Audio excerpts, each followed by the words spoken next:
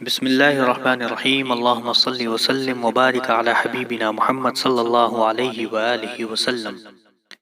سورۃ الانعام یہ قرآن کریم کی چھٹی سورت ہے، کیونکہ اس میں انعام یعنی مویشیوں کی حلت و حرمت، حلال و حرام کے متعلق کفار کے کچھ فاسد خیالات کی تردید کی گئی ہے، اس لیے سورہ کا نام الانعام رکھا گیا۔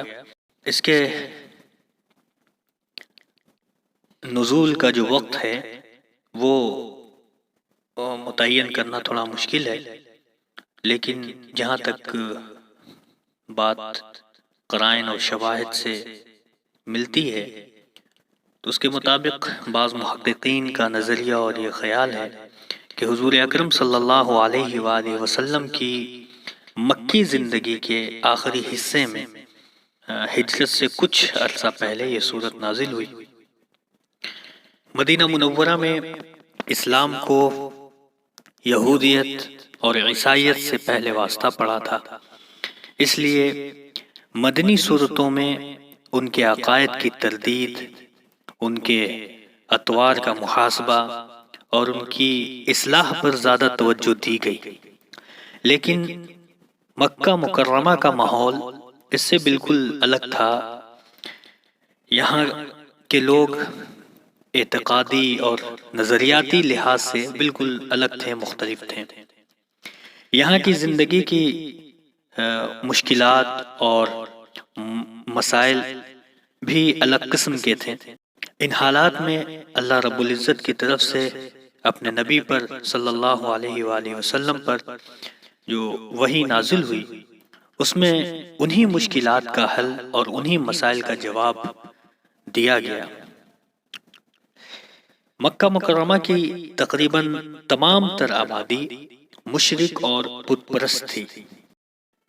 ان پتھر کے بتوں اور ان مٹی کی مورتیوں کے متعلق ان کا عقیدہ یہ تھا کہ یہ بھی خدا ہیں۔ اس بے بنیاد بات کے اظہار میں انہیں کچھ بھی تعمل نہیں تھا، بلکہ جب حضور اکرم صلی اللہ علیہ وآلہ وسلم نے انہیں یہ بتایا کہ یہ بے جان اور یہ بے زبان مجسمے خدا نہیں ہیں، خدا تو وہ ذات اور ایسی صفات رکھنے والا ہے جو زمین و آسمان کا خالق ہے، ہر چیز اس کے قبضے قدرت میں ہے اور اس کے علم سے کائنات کا کوئی ذرہ بھی مخفی نہیں ہے۔ وہ تو وہ ذات ہے جو غار میں اندھیری رات میں چھوٹی سی چیونٹی کے رینگنے کی آواز کو بھی سنتا ہے۔ تو یہ سن کر وہ حیران ہو گئے، وہ ششدر رہ گئے اور حیرت سے یہ کہہ اٹھے، اجعل الآلہۃ الہا واحدا ان ھذا لشیء عجاب۔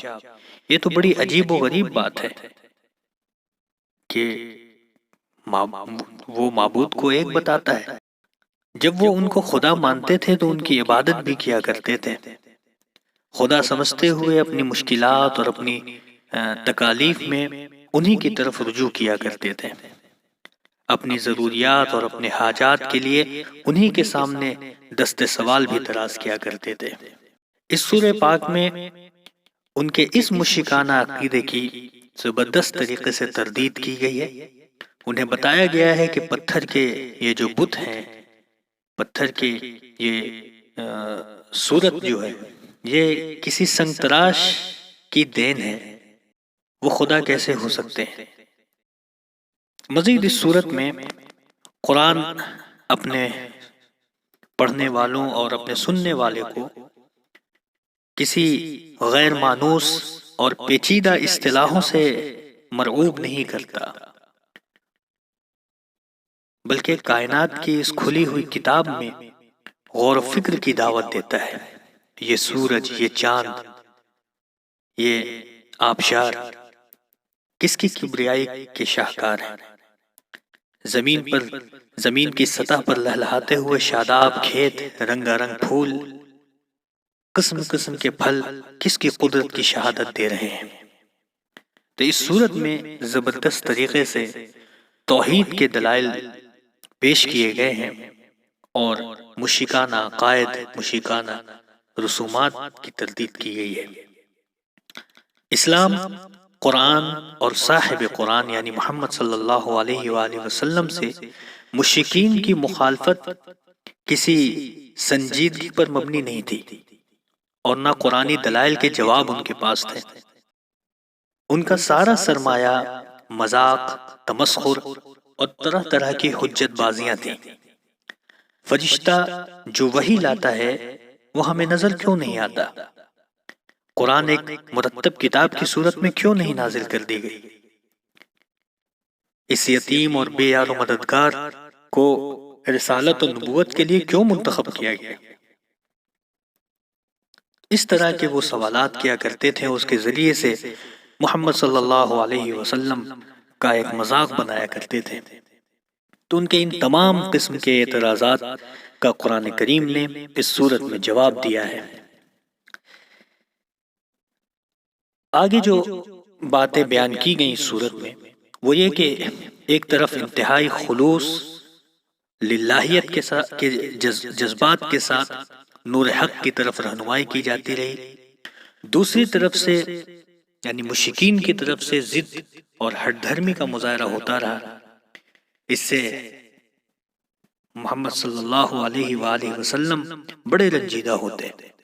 اللہ تعالیٰ اپنے محبوب صلی اللہ علیہ وآلہ وسلم کو بار بار تسلی دیتا ہے اور یہ کہتا ہے کہ آپ رنجیدہ نہ ہوں، آپ سے پہلے بھی جو نبی آئے ہیں انہیں بھی اذیت دی گئی ہے، یہی سنت الہی ہے۔ آپ کو بھی صبر سے ان سب کا سامنا کرنا ہوگا۔ حق اور باطل کی آویزش، نور و ظلمت کی کشمکش کا سلسلہ جاری رہے گا۔ آخری بات جو اس صورت میں بیان کی گئی وہ ہے مشرکین کی وہ جاہلانہ رسوم جو انہوں نے جانوروں کی حلت و حرمت وغیرہ کے متعلق مقرر کر رکھی تھی، اور واضح طور پر یہ بتا دیا گیا کہ یہ تمہاری من گھڑت باتیں ہیں، اللہ رب العزت کا یہ حکم نہیں ہے۔ تو یہ ایک مختصر سا تعارف تھا اس سورت کا، اور جب آپ ان مضمون کو ذہن میں رکھ کر قرآن کریم کی اس سورت کا مطالعہ کریں گے تو باتیں واضح ہوتی چلی جائیں گی۔ سبحان ربک رب العزت عما یصفون وسلام علی المرسلین والحمد للہ رب العالمین۔